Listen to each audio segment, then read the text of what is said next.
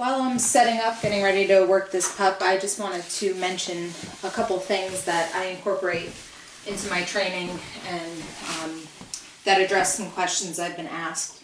First is the environment that I start training in. When I first start a pup or a young dog, I try to limit the amount of distractions in the environment. If I can start off inside, such as in my kitchen, where I do a lot of my training, if I don't have an area with fewer distractions, I'll set up an X-pen. A lot of times I'll set up an X-pen inside because even though there may not be as many interesting things in my kitchen, there's still things that a puppy can get into. Especially if they get frustrated and they want to go off and try and find something else exciting to do if they're not getting reinforcement from me, if they're not doing the behavior I want.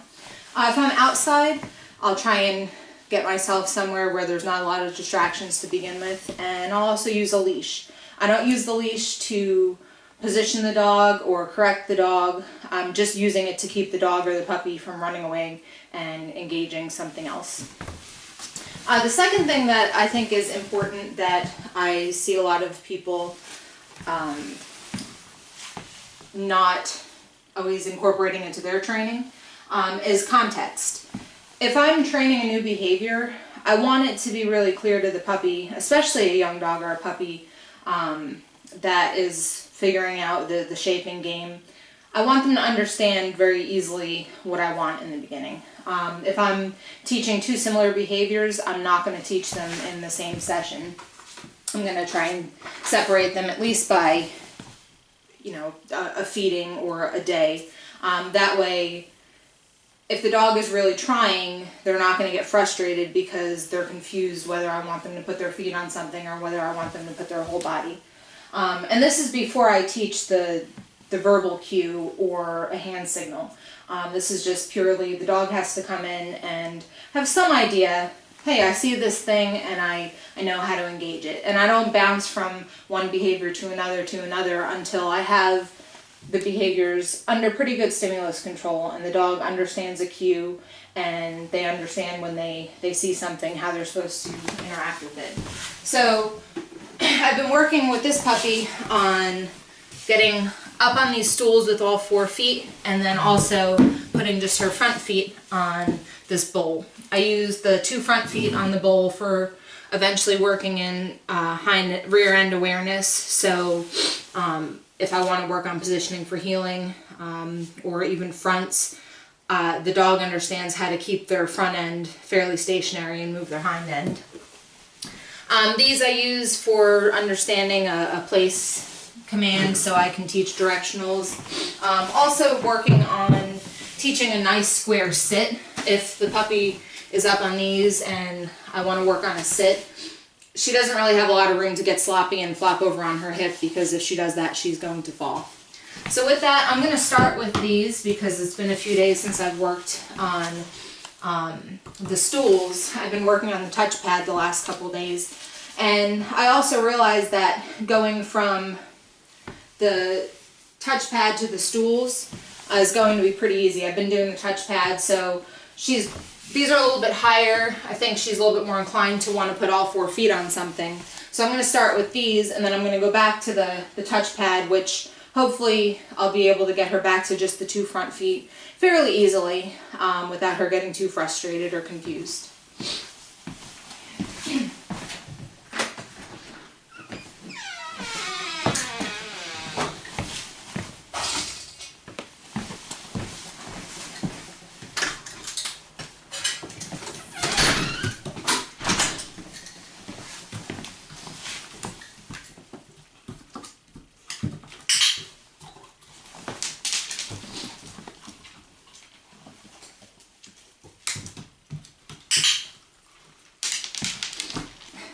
She's kind of helping me out. Normally I will intentionally throw a piece of food off to the side to get her to come off of the stool or the bowl so that I can have her go back on it. I like to click and deliver the reward while the dog is still in the position that I'm looking for. She's just dropping food tonight, so I don't have to drop it for her.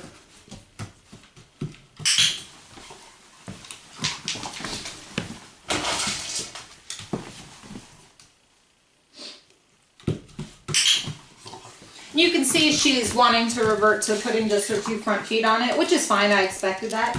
So I'm just going to let her work through it. Let her realize that the context is different when the stool is out.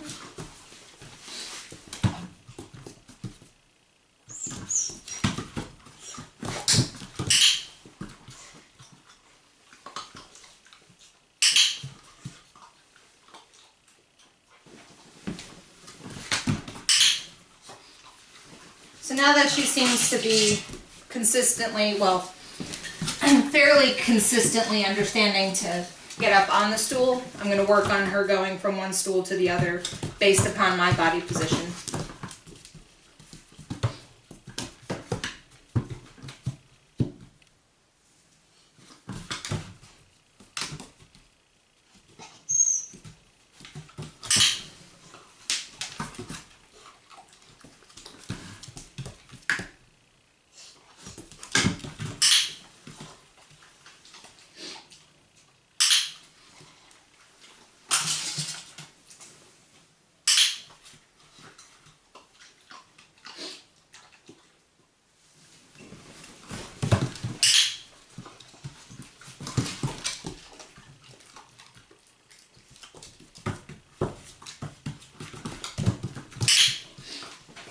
And I know you can't see what I'm doing with my upper body.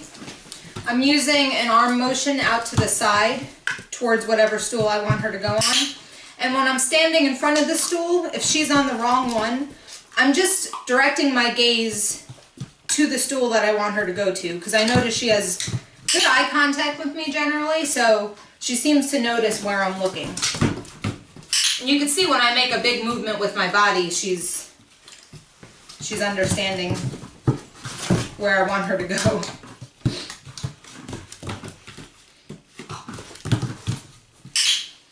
And once I'm in front of the stool, the only thing I'm doing is moving my gaze. I'm not repeating the hand signal. I'm trying to limit the rest of my body movement because I eventually want to fade out to where she's just looking at my arm signals and my gaze and not big movements.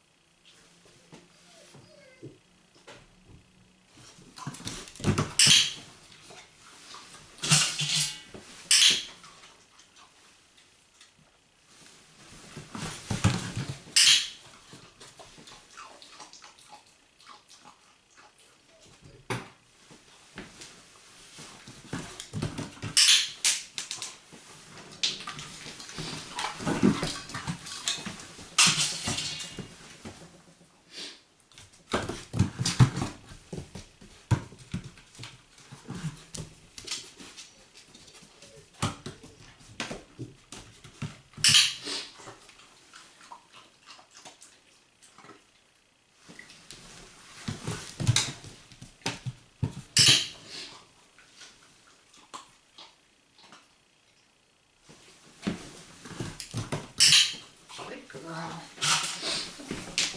Alright, so now I'm going to go back to the bowl, which I'm assuming she's going to try and put all 4 feet on, so you can see me kind of work through this now. Maybe if my timing is good.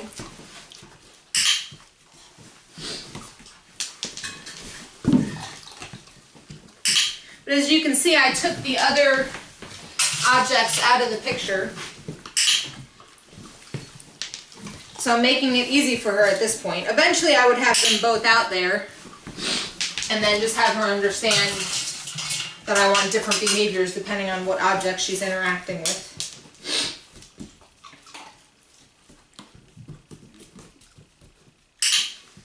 Good, I waited a little bit longer on that one just to see if she would try and put her back feet on it. And she didn't, she just froze up and looked at me, which is what I want. I don't like it when the dogs just get on the bowl and start spinning on their own. I feel like for me, and this is just my personal preference, I'm not saying people that do it a different way are wrong, but I want the dog to stand on the bowl quietly and wait. A lot of times I feel like, oh, that one's under the stove. A lot of times I feel like if they get on there and they just kind of start spinning one direction or another, moving their hind end, they're not really thinking about what they're doing in relation to my body. And my final goal for the touchpad with the bowl and hind end awareness is to have them pivot into a heel or pivot in front of me.